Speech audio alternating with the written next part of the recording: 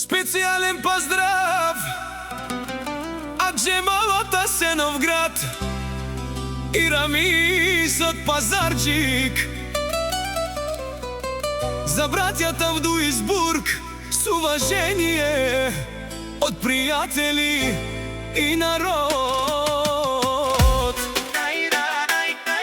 Айде! Оркестъра! Нека цяла вечер се чуе за Джемал и Рамис тази песен лети от Асеновград до Пазарджик, чак до Дуисбург звучи.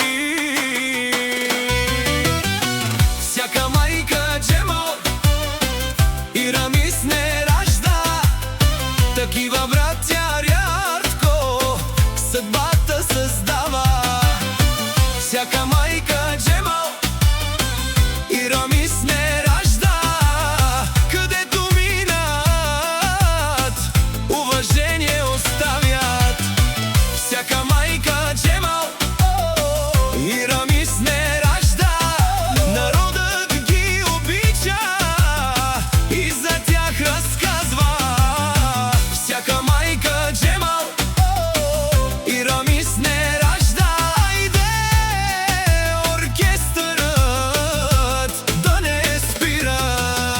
Джемал от Асеновград им е добре познато, Рамис от Пазарджик, момче с златно сърце. Двама братя, двама приятели верни, на масата първи, в трудностите смели. В Дуисбург се знаят, хората ги ценят, приятелството пазят и никого не предават. Когато се съберат, става веселба голяма, смях до сутринта и музика без пауза. Всяка майка Джемал и Рамис не ражда, такива братя рядко съдбата създава. Всяка майка Джемал и Рамис не ражда, където минат уважение оставят. Айде!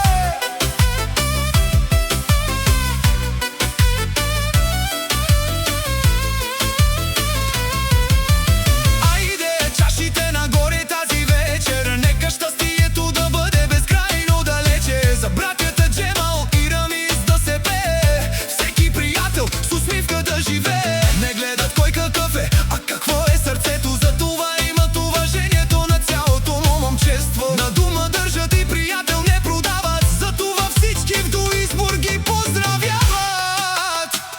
Ай, ай, ай! Опа, Джемале, опа, Рамизе, Дуисбург тази вечер да полуде. Опа, Джемале, опа, Рамизе, за братята чашите да се вдигне.